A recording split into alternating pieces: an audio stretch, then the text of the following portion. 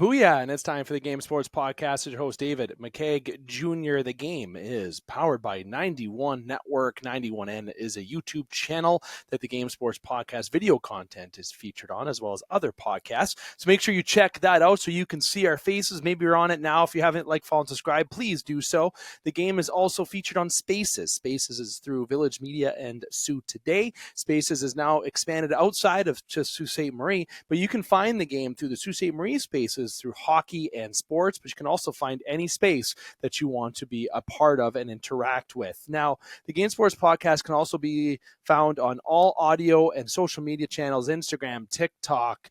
You got us on Facebook. You got us on Spotify, Apple, wherever to search at the Game Sports Podcast. Okay, you'll find us. And if you haven't followed, liked, or subscribed, if you haven't commented, interacted with any of our posts, especially on TikTok, please ensure that you do so. Now, tonight's agenda, we have an action-packed show. We're going to have Strike Zone. We're going to have Chuck a Puck. And, of course, we're going to have In the Pocket because now, ever since after Labor Day, we are back with our normal routine weekly episodes. And there's also more great things to come with the Game Sports Podcast. And I got a lot of verified content coming for you here on the Game Sports Podcast as we continue forward. Now, very excited to, share this content with you. I can't yet. Everyone knows you're on the game, especially this current co-host who's going to join me just momentarily knows that I get the itch to tell you about all this great stuff, but there's been a lot of good news based on the plans that we have here on the game going forward the remainder of this year. So make sure you keep an eye on all of our content. And yes, one of them I will spoil. The special edition shows are going to be making a comeback, highly requested.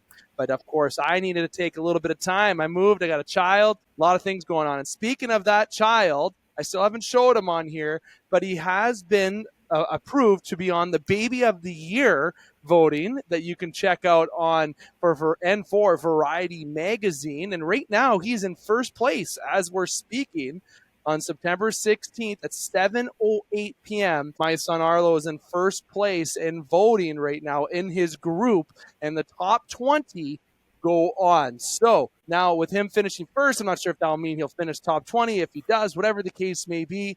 But let me tell you, it'd be very exciting if we get those winnings. Yes, for his future education, but we also plan, my wife and I, to donate to the animal shelters here locally in Sault Ste. Marie as well. So just making sure that we let you know of that. This isn't just for fame, his picture. This is also to give back to our community. Now, without further ado, the agenda today, as I mentioned, we're starting off with Strike Zone here on the game. And pretty soon you're going to see a nice flashy picture or graphic that says Strike Zone and maybe me swinging and missing in the past or Connor throwing a pitch. Who knows what that graphic's going to be.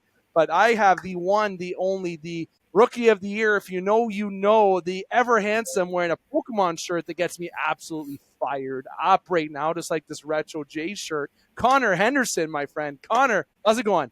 I'm doing great, Dave. Sorry for jumping on a little bit too soon. Really hope that your son gets some votes here for the competition, and looking forward to talking about ball heading into the playoffs here. We're just around the corner with the playoffs. Getting there, and I know you're going to be a very, very much a married man very soon. I know you and I are going to connect about that further off air, but nonetheless, you're going to be a married man very soon, so very exciting times for you too, my friend. Hopefully that was okay to spoil on here. I didn't ask your permission to. I just went out and said it. So we'll know off air if you liked that or not. But nonetheless, we're talking Strike Zone. That's why we're here. And and we are obviously following a very strict time on this show. Okay. So this is wild for me. Everyone that knows me knows following time is, yes, I can follow it. But when it comes to this, blabber in my mouth, if you're watching video, you can see me move my hands. Sometimes it's hard. So Connor mentioned playoff baseball, but before we get into that, Connor, there's some news today that broke out. It seems that John Schneider, he's confirmed that Bo Bichette will not play another game in the regular season for the Blue Jays until the playoffs, he mentioned. Now, let me remind you, the Jays haven't clinched a playoff spot yet, okay? Now, it would be a pretty monumental collapse if they didn't. Maybe not monumental, but it would be a little bit of a collapse, pretty close, if they didn't at least make the playoffs. But Bo Bichette's going to be out for the remainder of the regular season. But at the end of the day, as bad as that hurts the team, I think at the same time it's okay because it's been next man up for that Blue Jay lineup. And Jimenez has played well at short form in his replacement. Extremely good defensive ball player. Ernie plays all over the ball field. Barger plays third and outfield. Like I said, next man up for the Toronto Blue Jays. But I don't think it's a bad idea to that he's out for the rest of the year. I think it's just more of a tactic to make sure there's no further injury, Connor, but that's just me being suspicious. Yeah, no, it doesn't hurt, especially with somebody so valuable. In terms of next man up, we saw that just the other night with the Blue Jays bringing up Trey Yuskevich from the minor leagues. This pitcher is incredible, Dave. And how about that split-fingered fastball falling right off the table? He pitched 5 innings in his debut start. This rookie pitcher just turned 22 years old, and he racked up 9 Ks, only giving up 1 run. His release is very unique, eh? I didn't like his. It's that over the top kind of throw down. I don't know who used to do that. It kind of looks familiar. I was almost thinking Dontrell Willis a little bit, but I don't think Dontrell's a lot more exotic. I want to say the word exotic. I don't know why, but he had a very unique pitch. But Savage just looked comfortable, and he has a very unique release, Connor, and that might throw the batters off a little bit, especially being a new pitcher in the league. He's 6'4", and I think what the analysts were saying is since he comes straight over the top, it works really well in both playing the split-fingered fastball off of his regular mid-90s fastball. I'm told, and I didn't see it myself from the angle, but I'm told that he actually takes a shorter stride to home plate than a lot of pitchers do nowadays, which typically is not as good for the perception on a fastball. Usually, the closer you get to home plate, if I throw 95 and I'm letting it go 6 feet away versus letting it go 7 feet away, that extra foot gives you more perceived velocity on a fastball. Yuskevich apparently only throws 6'2", 6'2", towards the plate, where some other pitchers are closer to 6'5", 6'7". Interesting. But he has that over-the-top motion, and it plays really well where the fastball feels like it's coming on top of you, and then the split-fingered fastball is coming on top of you and then falls right off the table. It's beautiful pitching. I know it was a good moment to see his dad tearing up. I love those moments when you're proud, those proud father-son moments. Maybe it's now the father in me, I'm not sure. But I can tell you if I did that release, Connor, you know where that ball would go? Right flat down on the ground. And I'd probably fall. I'd love to try it next year for fun. But now the Blue Jays obviously continue their series against the Rays. The Rays has been always a tough opponent for the Blue Jays. Very, very tough. They play them very well. But we don't just talk Blue Jays here on this show. There's some news out of the Jays. Thanks for bringing up Trey. I almost would have forgotten to, which is a shame on me for doing that. But, the Tigers, the potential AL Final 2 matchup that we have been waiting for since we've never seen it. I don't know if anyone has ever seen it. I don't know if the Jays ever played the Tigers as the ALCS. I don't think that's ever happened. So it would be, and if I'm not looking it up, prove me. I don't care if I'm wrong or right. The point is I haven't seen it. So that's my whole selfish point to it, nor is Connor. That would be so exciting to see, Connor. And the Tigers right now are behind the Blue Jays in the AL, which again, big turnaround this year for the Jays after Santander went down. Just pointing that out. So no offense. But Detroit Tigers, man, this is a team that last year in August looked like, okay, we're in for it for another couple of years here, and said, hold my drink. And they just pivoted, and then this year kept riding that train. And I think, Connor, we're going to see now, I think we have a very high chance of seeing the Jays and Tigers in a Final 2. And how epic would that be, my friend? Man, I'd be so excited. Actually, I nearly had a heart attack the other day. Tarek Skubal, all-star pitcher for the Tigers and their best player, went out early on his last start with some pain in his side, and apparently all reports are that he's fine, but similar to the Bo news that you had referenced. Sit him down. Oh my God. And apparently he's expected to make his next start, and part of me is just like, treat it like a rehab start or something, because you don't want him to get hurt this close to the end of the season. He won the Cy Young last year, and he pitched arguably better this year. So you can't ask for more from him. To get a Jays and Tigers series would be phenomenal. That is the guy that I'd be afraid of that whole series, because he can pitch likely 2, maybe a third. You're in the playoffs. You're pushing some arms a little bit, right? If I'm the Tigers, you're sitting Skubal. Don't play him. You guys have the division as Tigers. I'm talking Tigers organization here. You're looking you in the face. Do not pitch them. You don't need to. You're not in a division race, really. You guys have very good breathing room. What's the amount here? I'm going to take a quick peek. You guys are 6.5. 6.5. Yeah. A little bit tighter than it did last time we chatted, but still, it's not like the Jays-Yankees, which now I say that's 5 games back the Yankees. There's a little bit of breathing room. It's close, but you still want to take care of your players, right? That's big. And the Tigers have dealt with a lot of injuries this year from that pitching side. Skubal, Jubal, Craig Jackson as well. Jackson Jubal was one, I believe. Jackson Job, yeah. Job went down. I believe there's one more that did too. Reese Olson was hurt for a while for them, and he was a dependable starting arm. Casey Mize, shockingly, their former first overall pick, who had both back and arm injuries in the past, has actually been healthy this year. So that's one bright spot in their rotation. First overall pick. Now, the AL, there's a lot that we can talk about here. The Mariners looking real good. That trade deadline was great for the Mariners. That got them over that edge. Yeah. I don't want to see Houston get in there. I'm not a Houston guy. People know that. Not a Houston fan whatsoever. I'd love to see Seattle get in there, especially with some Canadian taste in their organization. And no, I'm not meaning Julio Rodriguez, Dady, and Sarah before, or whatever, Jordan Hudema. I'm talking about Josh Naylor being there, just so everyone can clarify that. And Matt Brash, fun fact, another Canadian on that team. Yeah, I think Josh Naylor was in my draft class, and for some reason he got picked and I didn't, and it was really upsetting. Yeah, no, it doesn't make sense. I've played with you. Haven't pitched with you, played with you. And yeah, how you didn't go above, it's fine. There's a lot of people in the suit that we could have went further. I talked about your buddy Colton Reed.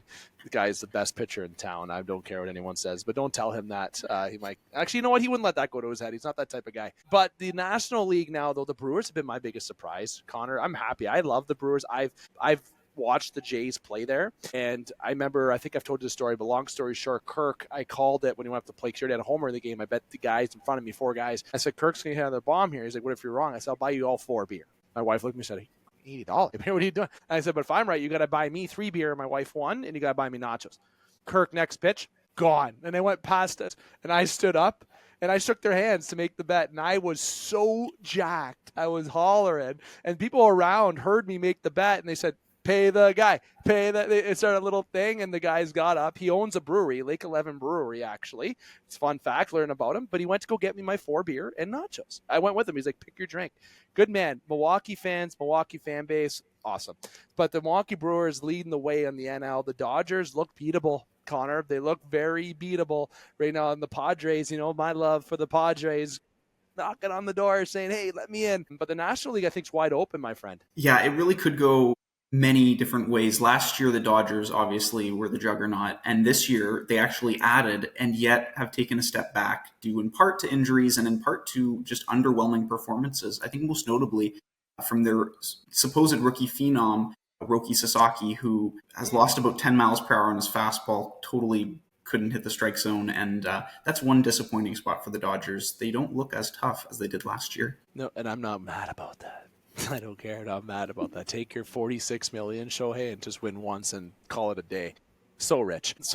So the one I talked a lot here. It's about teams around the league. I feel bad for Paul Skeens every day that I watch him on the mound and hear, he's such a stud. I'm a big Paul Skeens fan, but nonetheless, I want to leave it over to you, Connor, for any kind of more as we get towards our time's flying here. We're already at 20 after 7.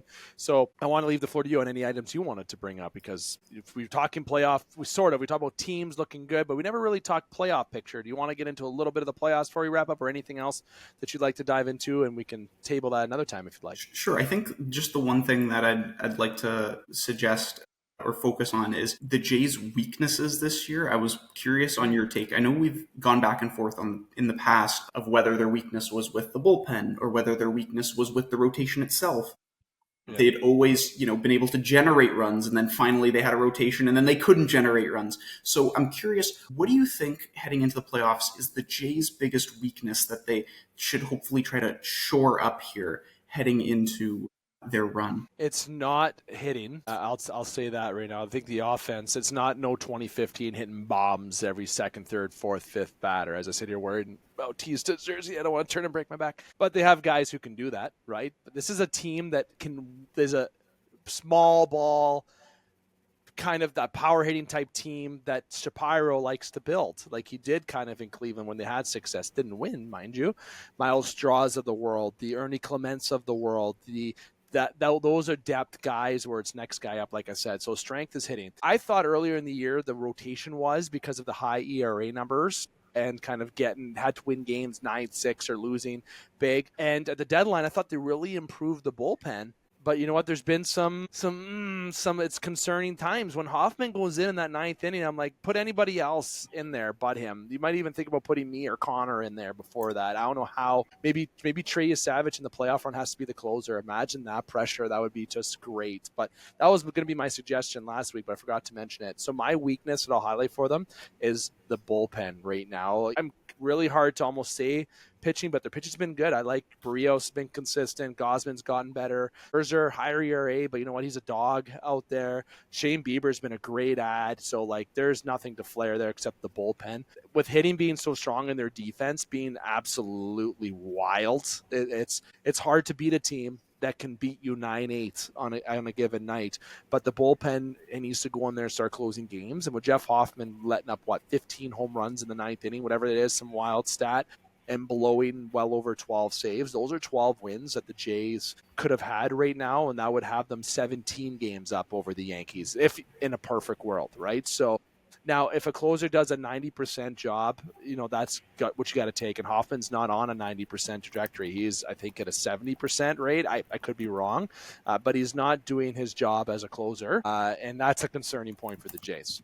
So I'll switch that to you as someone for our Tigers fans and Tigers listeners before we get towards the conclusion. What do you think the Tigers' weaknesses would be? I think, honestly, and I don't know if the numbers would even match this up, but I am afraid of their ability to score runs. I think why I feel confident more in their pitching is because with AJ Hinch, he's so good at managing the rotation in the pen that I have a lot of faith that he'll be able to gamify his way into low-scoring games. What we need is to make sure that their hitters stay hot, and they don't have a lot of star power in their lineup, short of guys like Riley Green. So let me say this. Let's get this prediction out there, because we're going to do our playoff preview later. I love our playoff preview show. It's great, but I want to do a little teaser. Do you actually think we'll see the final two on the AL side be the Jays and Tigers? Oh, easily, because I feel like it's the most entertaining answer, and therefore fate and destiny must make it happen. I agree. Now, look, I not to say that I was biased. I got a J shirt on it. I understand, but look, this team, like, this feels right for like a Detroit to Toronto type year to duke it out is the word I'm looking for. It's hit nukes, and 5-game series, just grueling. It's just a grueling series that's just entertaining. Having Sault Ste. Marie residents, the Toronto resident, Detroit, Windsor, the battle that we need in such a sports is a good takeaway for a lot of negative that we may see and hear as of late on the outside, which this is not a political show, but it's sports is what brings us together. I really find a lot of, and baseball, this is the most beautiful time of the year. Let me tell you that. And one thing, so as we wait for Jordan to come in, still, he's fashionably late as usual, as he's eating into his chuck-a-puck time. So nonetheless, the Angels, Mike Trout, Connor, look, you and I have talked about this not once, two, three. I think this might be the 4th or 5th time in consecutive years. He needs to go, okay? Like, he needs to go somewhere where he is gonna flourish. And you know what? He grew up a Phillies fan, and I don't know where Schwarber is going next year, if he's going to make bank or stay with the Phillies. But you know what? This is a team where I think Trout would fit nice on.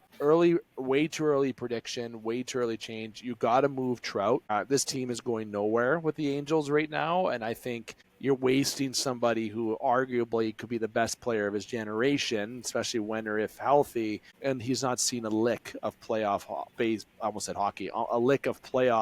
baseball essentially in his career. So I think you got to move the guy, Connor. You got to move the guy. Yeah, and let's call a spade a spade. Mike Trout has not had the best season by Mike Trout standards, right? He's 34 years old.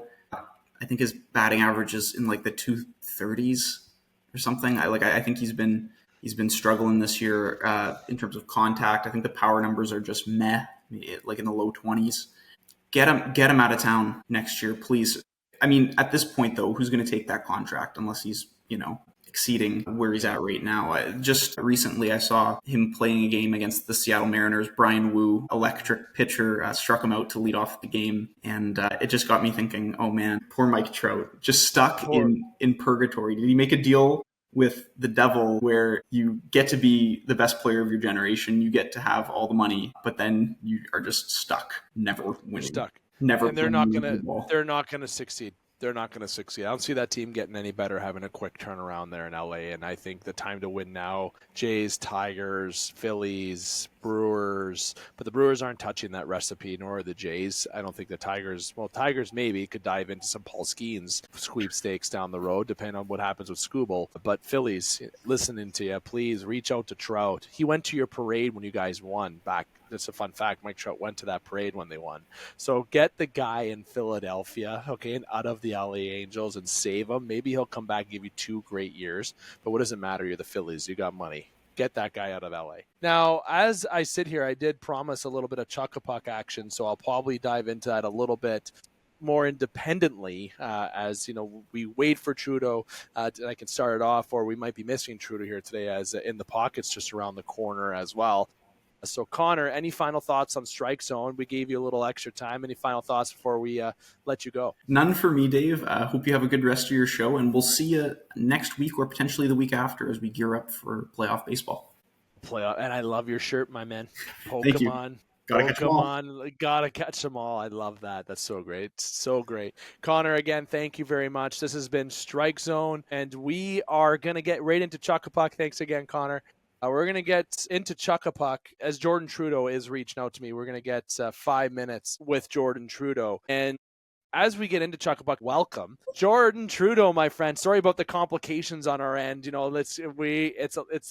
is what it is, my dude. We had a very long segment last week, so it's good. We're going to do a little bit of an express Chuck-a-Puck right now. And I want to give you the floor for it. I want to give you the floor to bring up any updates for the Sault Ste. Marie Grounds or the Ontario Hockey League major junior scene that you want to share and react with our viewers and listeners before we dive into some football action. All right. Yeah. Sounds good. Yeah. So I think biggest thing about this week is definitely the start of the season. Definitely excited to get things going. We'll see what the lineup looks like on Friday. Should be an interesting lineup. And the article that came out today about Brady Martin by Jerry Liscombe Jr., I think was a very, very interesting article because it mentioned some key points. One, that Brady Martin is fully expected to come back to the Sioux Greyhounds this year. That sounded like it was pretty set in stone. So barring any experimentation by the Nashville Predators, it sounds like he's coming back. Sorry, it was Peter Ricci that posted it. Jerry posted it on the website, but Peter Ricci wrote it. It was the Greyhounds. Yeah, I was looking at the Sioux Greyhounds site. Yeah, but yeah, obviously, Brady, like the Greyhounds' biggest advertising piece of the year, Brady Martin, obviously the most popular player, goes on to read that he might be one of, if not the most skilled player in the league this season, which he's definitely going to make a case for that. And Brady Martin himself, he thinks big. He wants to take a run at the Memorial Cup. He says that right in the article. So I think if you're a fan, that should get you excited for this year, because I think it's a sign of things to come. It sounds like this team believes they can make a run out of it, which they look very, very impressive in preseason. So, it sounds like they have confidence in themselves, which is great. And, all the points are true. They do have a lot of skill. They do have a lot of returning skill. They have a lot of new skill that they've brought in this offseason. So, there's a lot of pieces in this Greyhounds team that is impressive, skilled, physical, but also with the talent and skill piece, along with the physicality that some of those players bring.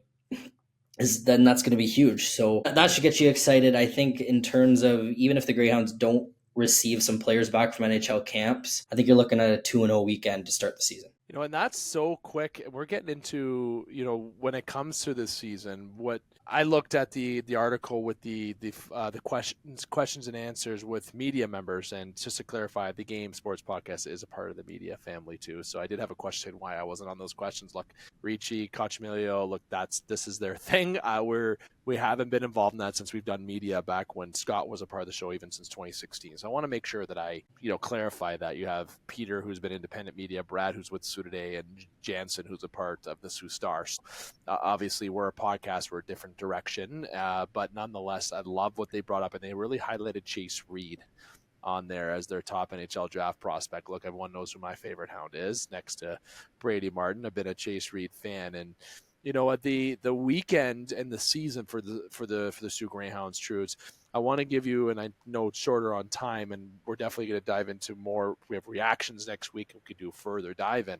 But I want to do predictions before we let you go here on Chuck a Puck. I want to do what you think this year will be in placement and standings for the Greyhounds and a finish. What that finish will be: a first round exit, third round exit, Memorial Cup, OHL championship, a non-bias of these two St. Marie Greyhounds that you and I are going to do that we're realistically going to see. You don't have to give a record with numbers. We're not going to dive into that, but I want to know what you think they're going to finish in the season, if they're going to make the playoffs or not, and if they are, how far are they going? And the fourth point, Hounds leading scorer at the end of the year. Hounds leading scorer. You know what? I'm going to go with Marco Mignosa, barring any injuries. And that's only because Brady Martin will spend probably most of the fall with Nashville, and then he'll definitely be going to Team Canada for training camp. I'm assuming he's going to make it, that team. So just by numbers alone, it sounds like Marco is probably going to be around a lot more. So I'll go with Marco Mignosa. I think the West Division is up for grabs for the Greyhounds. I think they can finish second at a minimum in the conference. Yep. And if not, definitely top 4. And anything can happen with 6 second-round picks and a multitude of fourth-round picks to use at this deadline. I think they can win an OHL championship. Oh, you're calling it. There it is. I was waiting for that. Okay. So I'll go with mine. And, you know, I'm going to be transparent with mine, okay? And I'm not going to say who I think or predict's going to win.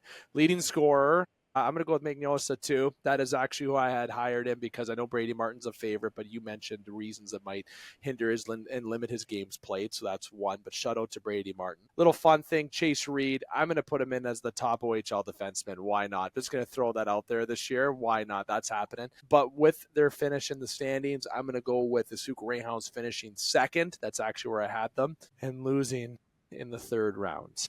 Not saying who, not giving a prediction, but a deep run by the Greyhounds this year is what we're going to see. And you know what? It's not going to change anything for next year. Even if Brady Martin departure is next season, we'll see a Memorial Cup and OHL championship next year in the Sioux. That's my 2027 is the year for Sault Ste. Marie. This is the year of excitement, and get ready for some push and some just overall let's go here with the Sault Ste. Marie Greyhounds. So that's my prediction. Now, Trudes, any final thoughts before we wrap up here? Chuck a Puck, I'm sorry again, a little bit shorter today. Connor stole some of your time. We couldn't get you on here on time, but we dove into I had my little reaction at the beginning, but we talked about the upcoming season briefly with a couple games and predictions. Any final thoughts you want to bring to the table before we let you go? Come on out and watch this season. They're going to be fun to watch. And the 3 people, because Hyke has logged in as he waits for in the pocket, these are the 3 faces on the media passes that I have currently in my truck. Okay, I've seen your faces a lot today because I've had to look in my glove compartment a couple times just to grab a couple things out of it. So I've seen your faces multiple times today. But nonetheless, you will see us around the rink, myself and Trudes in particular, and Hyke. You'll see us around, stop, talk to us, interact, be a part of the content if you see us filming. You know, even if we have these little microphones on that we're going to be having, don't be shy to pull us aside. And Hyke can actually verify, Trudes, before we go, the story of Joe Thornton as I followed him into the bathroom. He could just shake his head and say that that story was true, that I did follow Joe Thornton into the bathroom. Yeah, that happened. It's a top 5 creepy McCaig moment. As Hyke was waiting in the bathroom, and even Joe Thornton's kids were waiting for him, wondering what the heck's going on. Nonetheless, Trudes, my friend, I'm sorry that, again, we were a little bit shorter on time. Next week, we'll be back, and we'll actually have you at the opener next week, so you can steal some time from Connor next week. Perfect. Sounds good. Love that. Awesome. Okay, thanks, Trudes. Thanks for jumping on, my friend. We'll talk, and we'll see you around the rink this weekend, and we'll chat next week. Cheers. Justin Hykel. Now, you heard his voice. I got to give him the perfect introduction. I'm waiting to still see EJ log on. The guy is selling cars. The guy's busy. He's promised to be on this week. I know I mentioned him. I believe I had mentioned him, but obviously, if he's unable to make it on, he works a very inconsistent schedule. You will have me and Hyke get into discussion within the pocket here, but let's introduce him first. Give him a proper introduction here. Justin, in the pocket time, dude. It is week 3. How's it going, my friend? I think you know how it's going. I haven't been 2-0 since 2009. With Peyton Manning was your quarterback. And we blew it in the Super Bowl to the Saints with an onside kick there. I almost thought that was Andrew Luck at that point, but that was 2012. I can't even remember now. When was Andrew Luck era? Luck, I believe, was the 2013, I think, is when he started. Yeah, that's so sad about his career. Might be 20. I got to look that up because I know we had Kerry Collins for a bit. That name just made me go down a memory lane there. That's hilarious. Yeah, there was a run of real good quarterbacks there. Kerry Collins, Curtis Painter. The hefty lefty was there for a bit, but I'm pretty sure he backed up Peyton. If you don't know who the hefty lefty is, look it up. You won't regret it. Great. Absolutely great story. And you know what? Like, there's a couple toilet bowls this week just because of quarterback injuries. But you know what? Overall, it's been a pretty enjoyable couple weeks. Not really the Steelers. I'm not wearing a Steelers shirt today. That was a tough loss if you're a Steeler fan last week. Overall, a great week. The Chiefs are 0-2. Maybe that's the conversation we need to have. The Chiefs have come against two pretty good teams. I mean, let's just be honest. The Chargers they're moving right now. Like Justin Herbert, football guy, John Harbaugh, football guy. You get two football guys together, head coach, quarterback. That's going to breed good things in your locker room. I mean, like you saw it again last night. Their defense was out there headhunting. Khalil Mack, I haven't read an update on what happened with his arm today, but I don't think that's supposed to happen. So hopefully he's all right. I don't think he is, but hopefully there's no broken bones or anything. But yeah, and then Philly. I mean, like Philly's hot. They're defending Super Bowl champions. They got the swagger. Like, what do you say to that? I mean, they're the defending champs. They're 2-0. I mean, 3-0, 2-0 against the Chiefs in the last 3 games.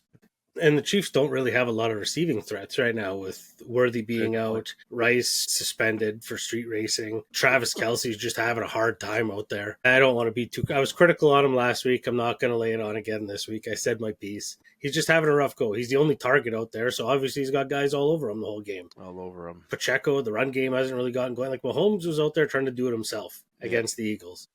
Yep.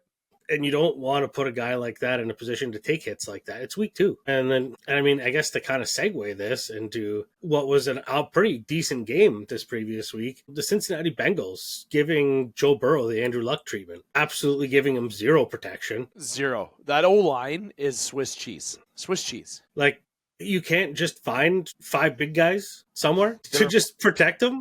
The replacements did with Keanu Reeves. They found guys. Anyone could be found. There's guys that would line up to go. Like, I don't understand. Like, it's frustrating because I've lived through it once and now I'm watching it with someone else. And maybe I'm frustrated because I drafted him and now he's gone. But you put all that money in your receivers. You got Joe Burrow out there and now, I mean, you paid a defensive end an absolute boatload of money when you realistically probably should have spent that on your offensive line. And now the Bengals, I mean, probably have blown their chances at the playoffs this year. Yep. So, yep.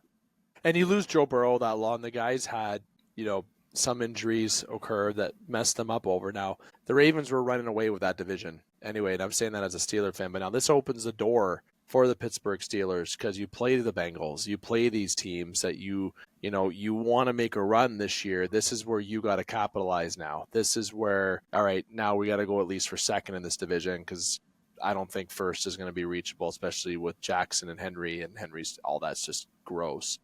But Joe Burrow, I feel so bad. Like, this was a team that is how many now years away from removed from the Super Bowl? I believe it's the third year. I think it's 3 now, yeah. Yeah, and this is a team that when they made the Super Bowl the year after, this is a team where I said, oh, shit. Like, there's going to be a Super Bowl in Cincinnati. Arguably, like, I thought they were favorites to win. Not favorites, they weren't really favorites, but I was going for them to win that year. Since they lost the Super Bowl, they've got progressively worse. And you don't see that too often, especially with a team that is looking more so on the, what do you call it? They weren't rebuilding. They were young guys to Chase, Hendrickson. You had Burrow. You had guys there. You're like, this is how we win a championship. This is the type of team that you win a championship with. Injuries have interfered. Attitudes are just as bad too. Like Chase, I think it was Chase. I think there's one more that wasn't great either. I don't know why I'm drawing a blank on who it was. Nonetheless, this is a team of just more issues than it has more problems or more kind of I don't know what the word I'm looking for now is, but they have more issues and solutions, or they have more problems and solutions. That is kind of what I'm looking for to say. The window to win isn't like, you don't have a super long time in the NFL. Like, you've signed your receivers long term now. You're kind of cap screwed. Like, to make some moves, to get some offensive linemen. I mean, it's turf toe that Burrow has now, I believe. Yep. So, I mean, I don't know that that's an absolutely devastating injury. It's not like Andrew Luck's lacerated spleen, you know? So I guess the ability to come back is there. But, I mean, Burrow, I think, has to go to the front office a little bit and stick up for himself. Like, hey, if you want me to be your guy and you want me to stick around, like, you got to. It's great that I got guys to throw the ball to. I need 3 seconds. At least 3 seconds. And I'm just sitting here so you guys know, making my picks for the week in advance, because I forgot to do that, if everyone's knowing kind of why I etiquette here if you're seeing me on video. I speak because I just looked at the Bengals, right? And you looked at the Bengals, they played the Vikings. And J.J. McCarthy is out for the Vikings. Okay, we still have Jefferson to throw the ball to and options on that end. But the Bengals, without Joe Burrow, they're not making the playoffs. They're not sniffing. I'm sorry, they're not sniffing playoff football. They're not going to – I think this is a team that's really mightily going to struggle. And I think if I agree with you, if I'm Joe Burrow, I'm going into that office and saying, look, fix or get me out of here. You know, we've seen players in too many sports, you know, have the problem of where they're stuck with a team during very good points in their career. Burrow's still young, but can still hit that prime of his career and be effective.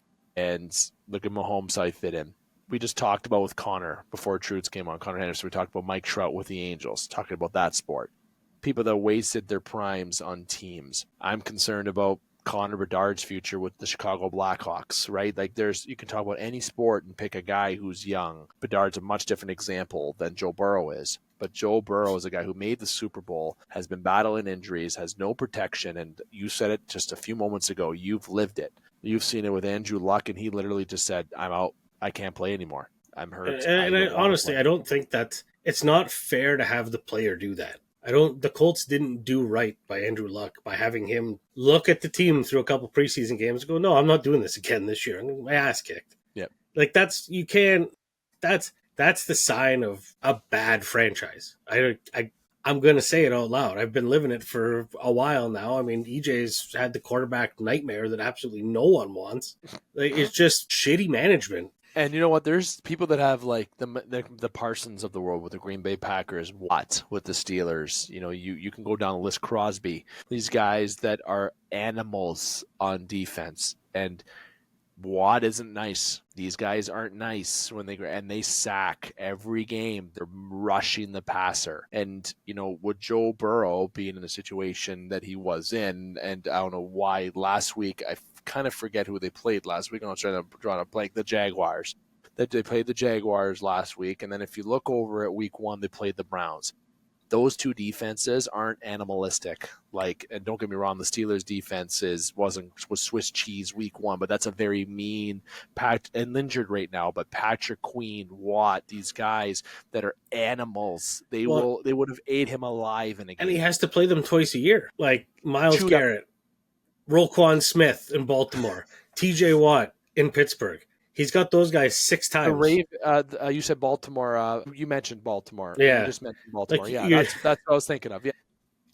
No one in that division messes around. All those defenses hit hard. I mean, you could think back to the 2000 Cincinnati Bengals. That was one of the nastiest defenses you've seen in a long time. Ask Trent Green about it. That division's nasty, and if you're not going to protect your investment, I don't know. It's frustrating. It's frustrating to watch. It is. Maybe, you know what, Jerry Jones, you have Dak Prescott. If it doesn't work, make a little flip for Joe Burrow. Get Joe Burrow and a Cowboy star. I feel like he would fit that bill over there in Dallas, but ain't going to happen. Get him I'm just creating rumors. Back to California, I think, is the... Maybe even the Raiders could use a little Actually, never mind. He was LSU, not California. Yeah, LSU. That's yeah, right. All right. Yeah. So my bad. So, New Orleans could use quarterback. I think right now, I'm glad we went to Joe Burrow because we went down with turf toe. I said that out loud. You know what? I'm not going to lie. If those of you who don't know what turf toe is, Okay, It sounds like a stupid injury, but it sounds like stupid. My wife was like, "What the hell is turf toe?" And it's not like she does. She's like, "I've never heard of this." Right? If you look, you can look at a lot of things. So to kind of break it down, I've even made a note to myself. Okay, because I've heard about what it is, but I even had to do a little bit of more digging to kind of see. But it's ligaments, it's tendons, and soft tissues in the joint of your foot stretch or tear, if I have it correctly. It's basically tears with your ligaments and your tendons in your foot, and it is painful. I don't know, but I've heard people have it, friends that have played football, and it's actually a common injury that you would see in football, and it sits you down for a while. Just look at Joe Burrow. It's not a fake injury. It's not like you wrote a note to your teacher in school saying you need the day off because you're sick or you want to play hooky. You're literally you're done for a bit. That's a painful injury. And it's one of those things, it's kind of like a bad cold where like there's no, it could be 3 months, it could be 6 months, it could be a month. Everyone's going to recover from that differently, and you don't know how bad it is. So right. It sucks. It sucks for him. I mean, he had a great training camp. That offense seemed to be motivated. If you have Chase Brown in fantasy, he's probably going to pile it on now this year. Yep, he should. Right, and this division though just came a two dog race, and it could have been a 3-dog race with the Bengals being on the sorry Browns. I didn't really see you getting there this year, but unfortunate for the Browns fans. But this is still unfortunate. I love how I know we went into this a little bit extra, but protect your quarterbacks, organizations, protect your investment. Joe Burrow, get the heck out, find somewhere else, ask to get the hell out of there, because he deserves better. I mean, I'm not talking from a high horse here or anything, but the Giants had an absolute garbage offensive line. Saquon said it. I mean, we've all seen it. Now look at Daniel Jones behind an offensive line. Like, look what it does. That's all. That's all I'm saying. It's the same guy. He looks. We're looking at a guy who looked like, the 2002 Daniel Jones again when he had an offensive line. I don't know. I'm speaking for the Hoggies here. It's such an overlooked position on some teams, and some of these teams got like marquee players, and they're not even. Why would you draft them if you're not going to invest in them? It's like buying a new truck and just parking it at the steel plant, letting it rot, never washing it. And if you don't know what the steel plant is, for people outside the Sioux, it is our biggest employer in Sault Ste. Marie, and obviously we're a steel town, and it's a steel plant. Just kind of ensuring to educate you for those that are outside the Sioux. You may have known, but they're just giving you. And if you set it outside and keep it parked in there, people don't like bringing their new trucks to the steel plant. All right, and then the big reason is because your vehicle will get rocked. It's gross.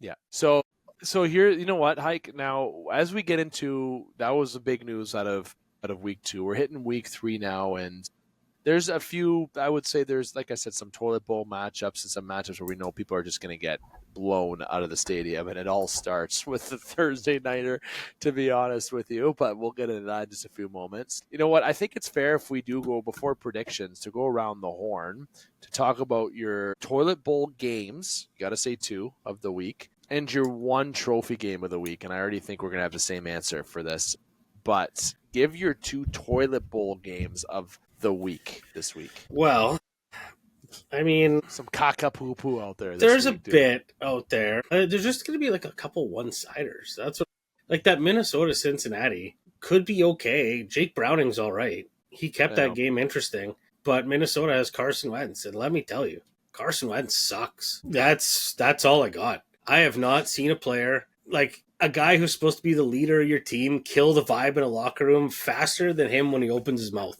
And then he goes out in the field and plays, and it's like, oh, man, he should have just kept talking. It was better. Like, that's how I feel about Carson Wentz. You'd know. 2-time Super Bowl champion as well with the Eagles when he wasn't there, and sitting on the bench with Kansas City. So that's funny. That's my jab at Carson Wentz there. Love it. But honestly, like the other one, I kind of think that Buffalo-Miami game is just going to be a shit sandwich on Thursday. You got to pick the over on that game. You got to pick the over. Like the Dolphins are bad, and like I don't like. There's not just one thing you look at. And you're like, Miami really has to improve there. It's like, no, the whole team has to improve. Even Achan there. I mean, you should, if your offense sucks, the running back should still get something, and 120 yards. Like he's just, even he hasn't really done much. Tua looks scared out there. He's overthrown, one concussion away from being retired. Well, how do you overthrow Tyreek? Like, I feel like if it's within 5 to 10 yards of him, he can figure it out. He's one of those guys. He's still like an elite speed guy, and they're just not doing it. Like, I don't know. Miami's rough to watch. I think, honestly, if we're going to have another side prediction here, first coach fired, Miami Dolphins. Oh, I love that. I'll take that. I agree with you on that. So, for the game of the week, what would you give? What is the game of the week? I think we're probably both going to have the Monday Nighter circled. Baltimore, Detroit, that should be a banger. Absolute banger. This was the game that I said the Lions would be 2-1, just giving away my prediction earlier. I thought they'd be 2-0 to this point, but obviously it didn't happen that way. I'm also slightly intrigued by Philly and the Rams. I don't know what kind of team the Rams are yet, but they've been in every game. I'm not willing to count out Matt Stafford. Philly's got to have a bad game sooner. I know it's only week 3, but the Rams seem like one of those teams that's just going to be hanging around all year, and we're going to get to the end of the year and be like, the Rams were that good? Just one of those. I love that. A toilet bowl is Bengals. Bengals Vikings for me. The other caca-poo-poo game that I love saying that word for some reason, just loving to say it, is not the Dolphins and Bills.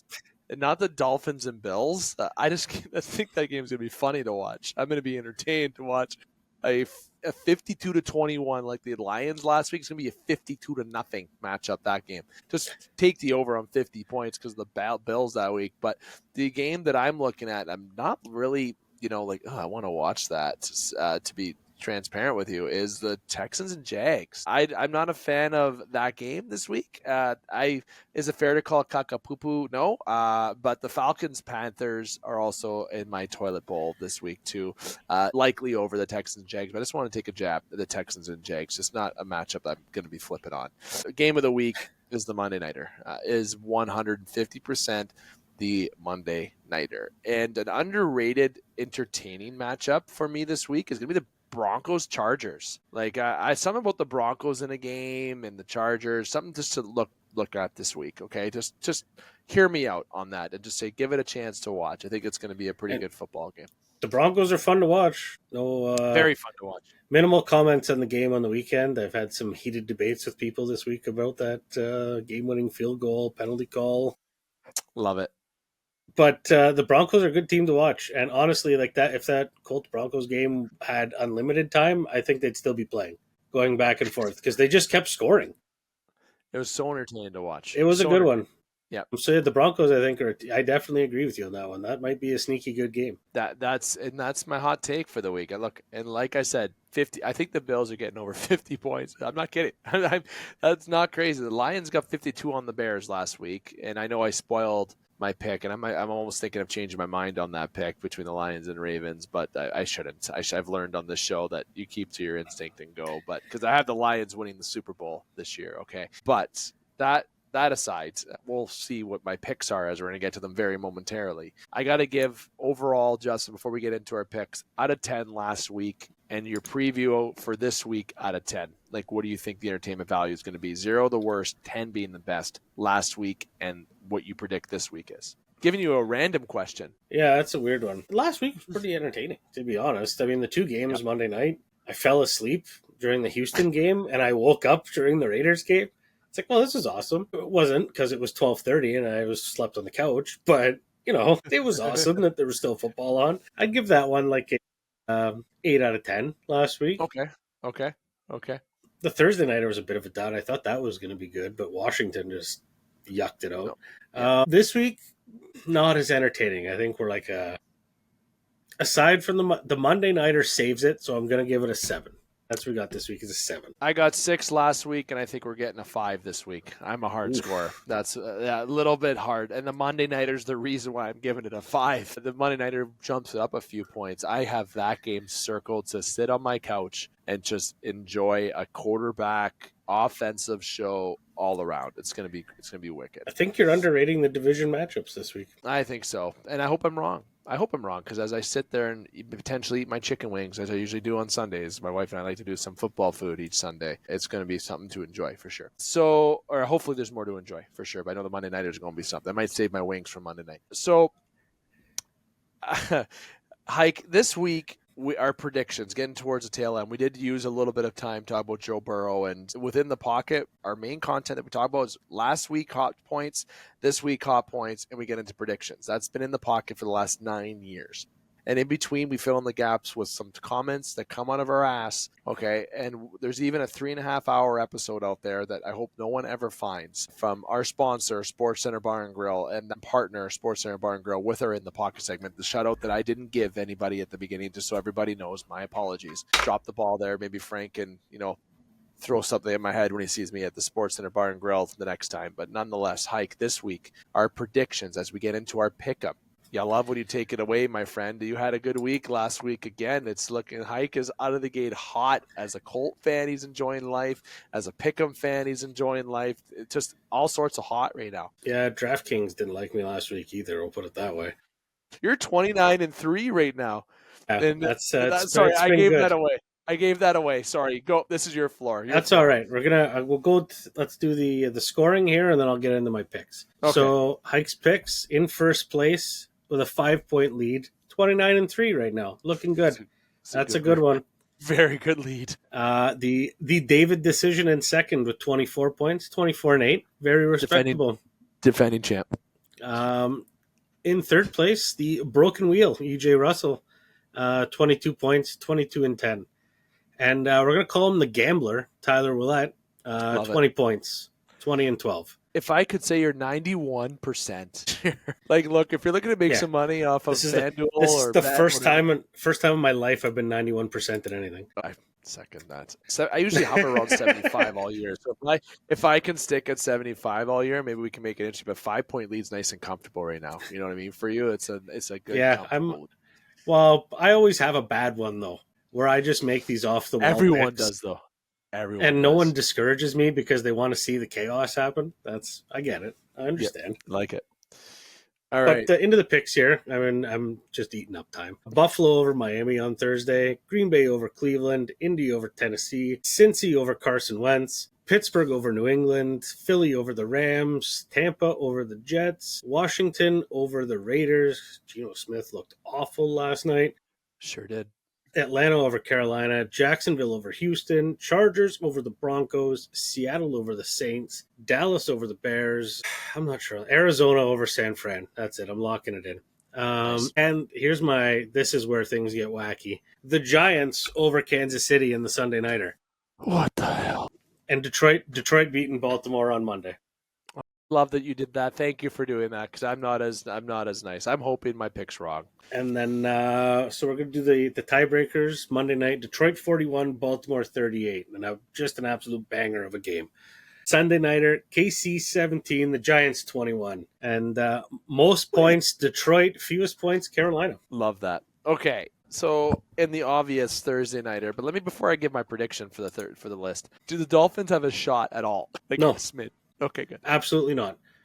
Unless Josh Allen and James Cook and Bosa get lost somewhere and don't make the trip. I honestly, it could be a good game. It could prove me wrong. This isn't the Dolphins that beat Tom Brady. This is the Buffalo Bills. Okay, I just can't. They just destroyed the Jets last week. They put up 40 plus on the Ravens. This is going to be bad. Bills over the Dolphins, Packers over the Browns, Colts over the Titans. First time I picked the Colts in 7 weeks. Just so you know, Hike. Time you picked the Colts in 9 years. Yeah, the Vikings over the Bengals. Sorry. The Steelers over the Patriots, Eagles over the Rams, Bucks over the Jets, Commanders over the Raiders, same reason as you. Falcons over the Panthers, the Texans over the Jags, Chargers over the Broncos. It was hard for me to pick that game. Not going to lie. I know the Chargers are heavy favorites, but something about that game. The Seahawks over the Saints, definitely. Cowboys over the Bears, the 49ers over the Cardinals. Despite Brock Purdy being down. The Chiefs over the Giants. Look, the Chiefs aren't going 0-3. There's no way, right? There's no way that's happening. The Ravens over the Lions, and that broke my heart to say this week because this is what the week I thought the Lions would lose almost their one. I thought they would lose no more than 2 games this year, but they might lose both their first 2 out of 3 games because the Ravens are just absolutely studs. 38-31 Ravens over the Lions. The 32 for the Chiefs, 6 for the Giants. Who will score the most points this week? the Buffalo Bills. The Leafs this week, and don't forget, I said the Giants would get 6. The Leafs are going to be the Dolphins. It's going to be, I'm going to tell you right now, I'm going to give a score prediction, because you know what? Let's do that before we wrap up. A score prediction for the Dolphins and Bills, because I want to laugh about it. I'm not kidding. I'm going to go with 54-0. I'm not kidding. I'm just saying 54-0. The Dolphins, let me retract. 54-3. The Dolphins will get 1 field goal. 54-3 will be the score in the Bills and Dolphins game. Prediction. I figure the Dolphins get like 2 or 3 field goals. That's about it. Yeah. Okay. You're being nice. Well, I can't see. Here's my logic on this. I don't see them getting to 54 only because Buffalo's going to be running the ball the entire second half to just kill the clock and go home. Good point. The Lions didn't do that. The Lions, well, I guess kind of they did against the Bears. Here's the thing. I'm going to swear here. I'm going to say it out loud. I swear twice. The Lions had to have a fuck you game after that loss in week 1. They're not a bad team. They got shell-shocked, and I'm willing to bet that Dan Campbell just chewed their asses out after that game. Like, that's not them. We all know that's not them. The team is healthy. They're back. They've basically returned everybody. They're going to be a juggernaut. And if they're either going to win this week and go on a tear, or they're going to lose this week and they're going to go on a tear and be a fucking problem. Like, that's unless there's injuries. I'm not a Lions fan, but I watch a lot of Lions games because of our proximity to Michigan. And I just they're a wagon. That's plain and simple. They're winning the Super Bowl this year. I'm telling you, that's my prediction this year. I forget who you picked to win this year. I think it was the Lions. Yeah, I think we both did. Look at that, Lions. Look at that. All right, Hike. This has been In the Pocket. Our partner within the Pocket is Sportscenter Bar and Grill. The game entertainment media is powered by 91 Network and featured on Spaces. I want to say thank you to Connor Henderson. Thank you to Jordan Trudeau. Sorry that your time was cut short, Trudes, for Strike Zone and Chuck a Puck, respectively. This has been In the Pocket. Hike, any final thoughts for In the Pocket before we round up, or anything you want to mention to our viewers or listeners? Dolphins fans, maybe pick a neutral team this year. Find that middle team that you might. You know what? The Steelers. I won't even lie. It's hard to cheer for the Steelers sometimes because I think everyone's going to jump on either Steelers wagon as a fan of them, or you might have to jump on the Colts wagon. It's okay to have a favorite player and like that team. It's fine. We're not judging. Yeah, not at all. I had somebody leave a team. Our former person on the show stopped cheering for the Buccaneers and started cheering for the New Orleans Saints, and then the Buccaneers won the Super Bowl a couple years after that. Hike laughs because he knows exactly what I'm going with, and if that individual listens to this episode, which I know he does listen, we might be getting a text message, and that's fine because we haven't heard or seen his face on the show in over 5 years. I won't say it. If you know, you know. If you know, you know. I saw him at the Cora Mary's game on Friday. That's great. Love that. And he's also having a child, that individual. Yeah. So congratulations to him. You know, we obviously with us, we're not mentioning the name, we'll leave it at that. But this has been In the Pocket, and next week we're back same time. Hike has been consistent with his time, on time, and here. The other lads, Connor, Trudes, are getting used to this organization because Gagger doesn't really follow this, and it means business this year. And Hike knows that it means business. I'm just chirping Trudes and Connor out there. Just kidding, fellas. But Hike, I want to thank you again, my friend, and we'll be back here same time next week. Oh, yeah, absolutely no problem. Love coming on. And just going to shout out SportsCenter for a quick second here. They got some new pastries going on in the freezer. I grabbed some of their Persians on the weekend. They are 1,000,000 out of 10. Having gone to school in Thunder Bay and having that affinity to the Persians, which are basically exclusive to Thunder Bay. They're like a cinnamon bun kind of with a nice fancy strawberry whipped icing on top. Okay. Yeah, absolutely unbelievable. SportsCenter's got them in the freezer. Make it there before me on Friday. Love that. Great. Thanks. Special out to Frank. And I got to remind listeners that my son Arlo is going for Baby of the Year, currently in first place, Justin, in his group. Voting closes in just over 8 days. The top 20 go to the national voting, where Arlo could be for all the voting to be on the cover of Variety magazine. So if you are listening to the show, please take a moment to go check out my personal Facebook page or reach out to this show's Instagram or Facebook page, and I will send you the link directly. Just a simple one free vote. Takes 3 seconds to do. I timed it essentially so you can do it.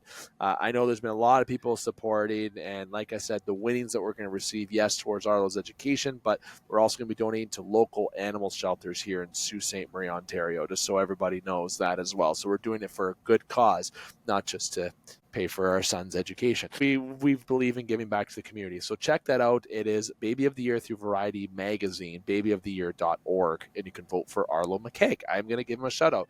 And one day I'll play this back to him and he'll roll his eyes and chirp the hell out of me. That's great. Now, without further ado, I want to thank you again to Justin and to everybody. Make sure you like, follow, and subscribe on all of our platforms, anyone and Spotify, wherever you find us.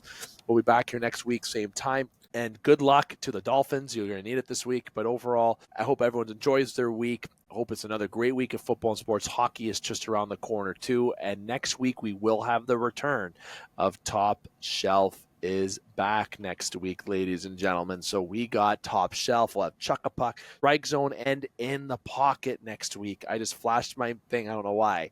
We'll have a 4-segment show next week. And guess what? In an hour. See that if we can do that. And until next week, I'm here to remind you, keep your stick on the ice, swing your bats, catch your touchdowns, drain your threes, and shoot your shots. Booyah.